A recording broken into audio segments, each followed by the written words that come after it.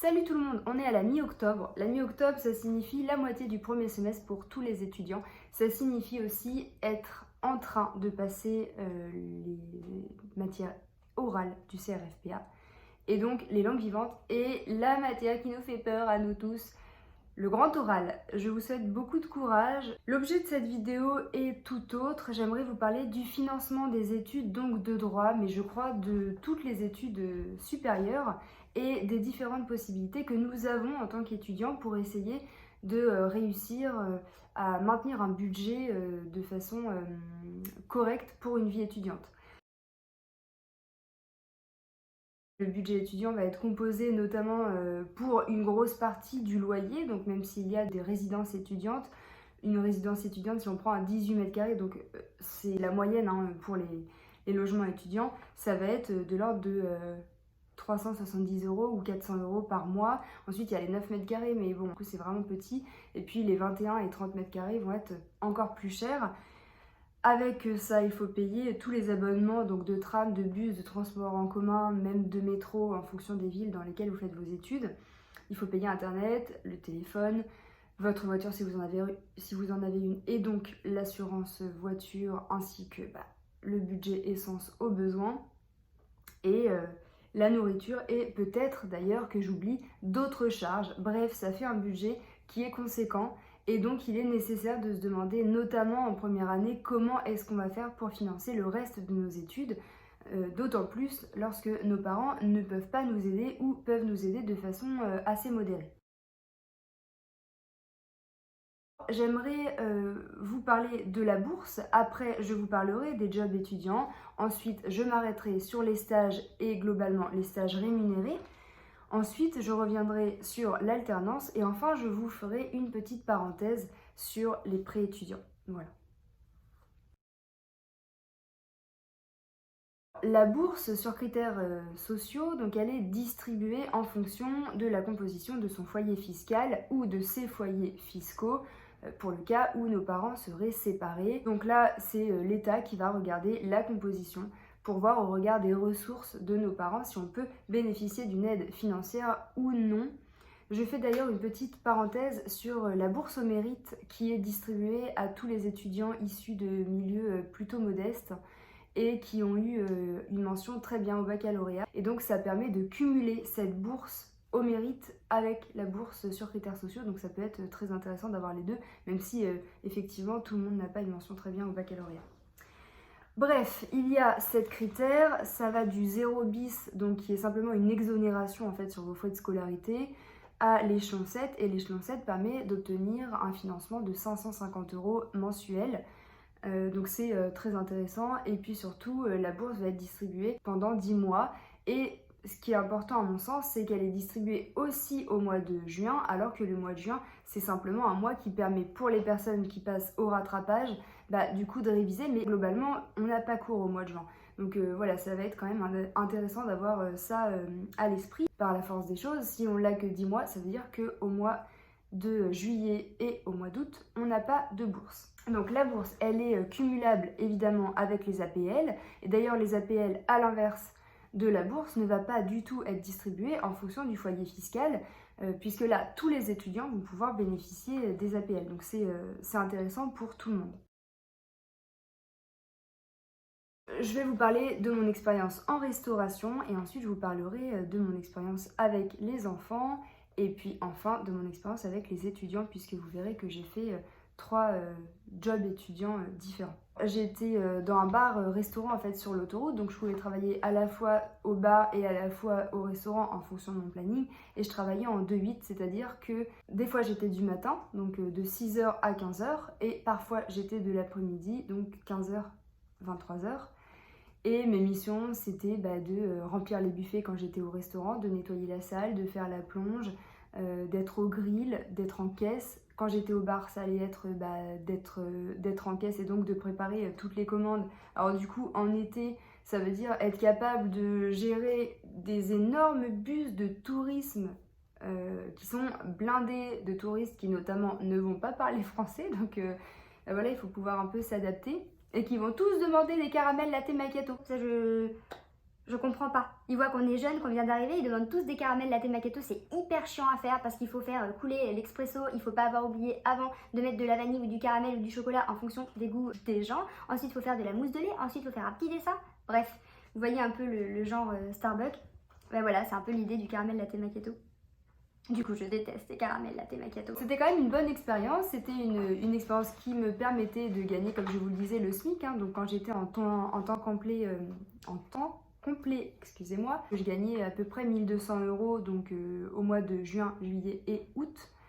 Donc je gagnais en fait 500 € de plus que ce que j'avais l'habitude de gagner dans mon budget étudiant.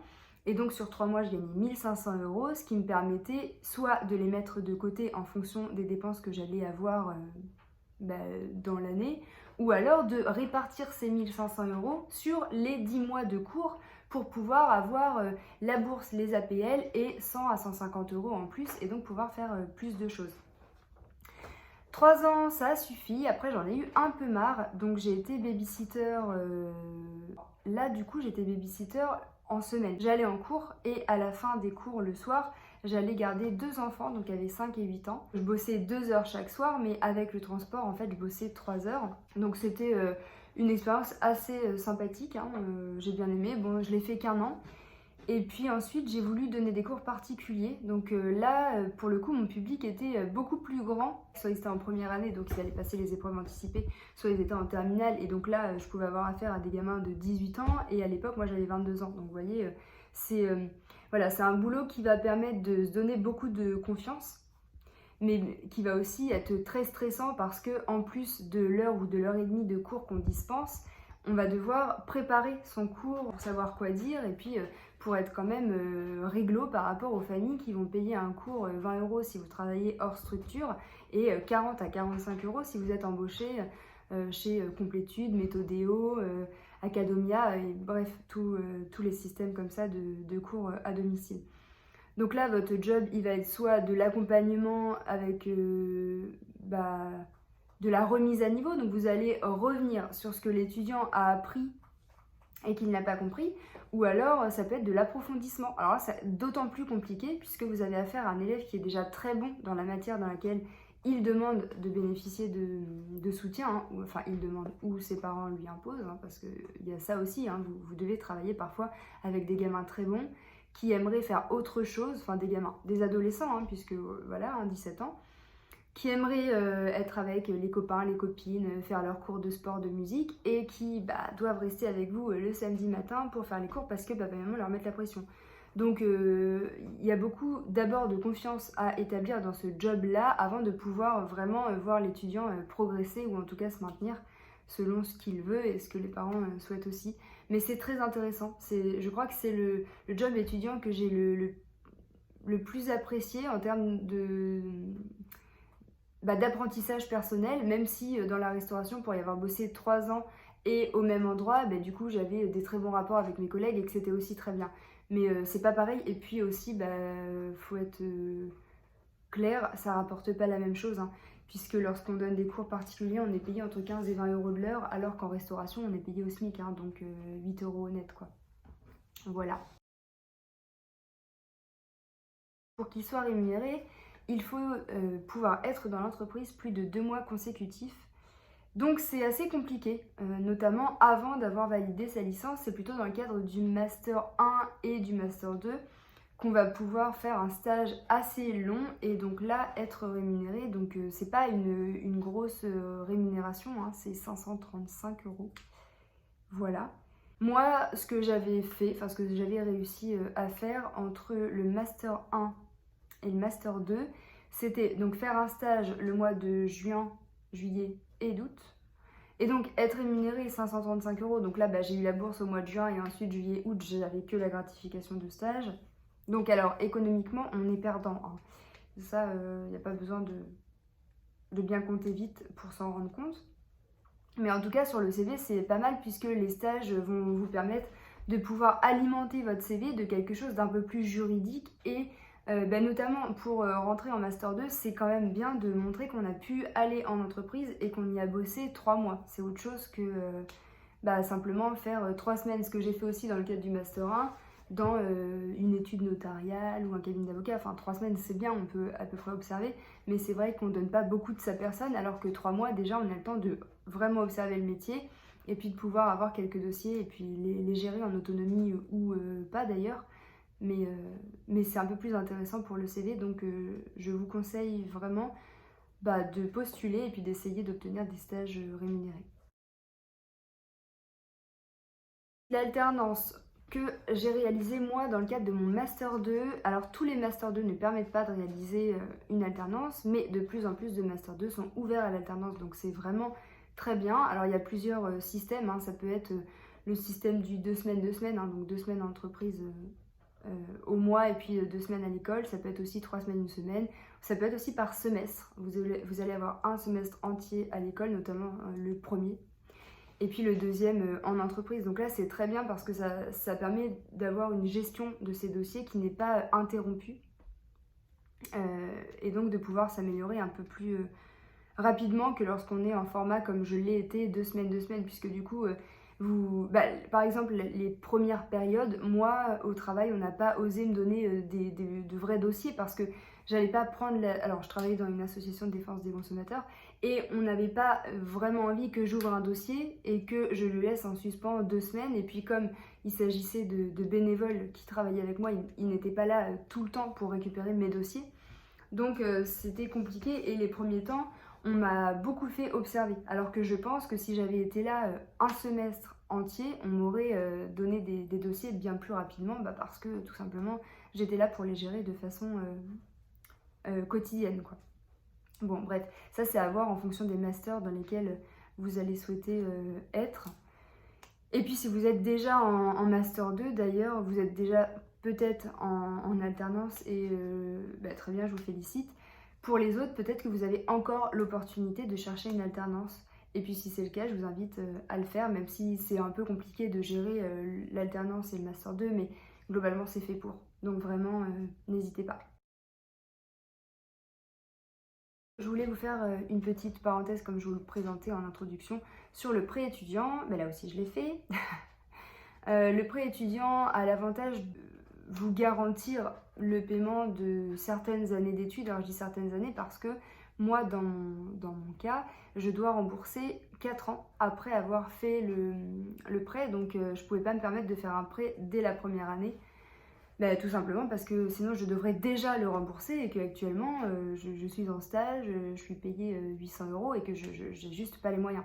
Donc il faut aussi calculer ça. Moi je m'étais dit que je voulais pas faire d'année de césure entre la fin du Master 2 et la préparation au barreau.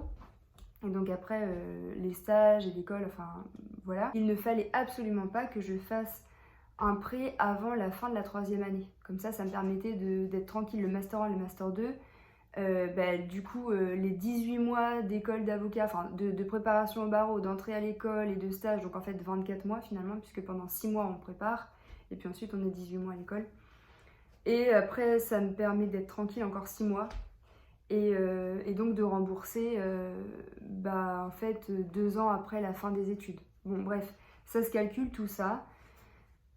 Après, la difficulté, c'est que ça veut dire que vous allez commencer votre emploi en ayant une dette et des mensualités à rembourser. Mais c'est vrai que si vous n'avez pas du tout le choix, oui, ça peut être effectivement quelque chose à prendre en compte. Quand je dis vous n'avez pas le choix, ça va être notamment un été, comme ça arrive parfois, où de toute façon, vous ne trouvez pas du tout de job. Donc là, ça va être un peu la catastrophe. Et puis donc vous avez beau rendre votre appartement, vous pouvez quand même avoir des frais. Après moi en plus j'ai jamais rendu mon appartement parce que je savais que dans la ville dans laquelle j'étais, si je le rendais, ça allait être hyper compliqué pour moi de retrouver un logement pour le début du mois de septembre. Donc je le gardais et ça me faisait en plus des frais, quoi. Donc si je ne trouvais pas de job, comme ça m'est arrivé une fois pendant un mois, donc en fait tout le mois de juillet, je n'ai rien, je n'ai pas du tout eu d'argent qui tombait sur mon compte bancaire et pourtant je devais quand même payer mes 400 € de loyer, quoi. Enfin bon, j'avais les APL, mais ça faisait quand même une partie à ma charge qui était conséquente par rapport au fait que je gagnais 0. Donc c'est dans ces conditions-là que j'ai contracté mon prêt, d'autant plus que je devais m'acheter une nouvelle voiture et que j'avais rien du tout. Bref, ça se réfléchit. Il y a beaucoup de choses à prendre en compte. Bon, après, vous pouvez voir directement avec vos parents et votre banquier ou votre banquière qui vous expliquera un peu plus clairement les choses. Mais si vous pouvez vous en passer, ça peut être très bien aussi. Voilà, j'espère que cette vidéo vous aura été utile. Je vais me répéter, hein, comme à chaque fois. Si vous avez des interrogations, des remarques à me faire, n'hésitez pas à les poster en commentaire et puis je les regarderai, j'essaierai de vous répondre. Je vous remercie, à très bientôt, au revoir.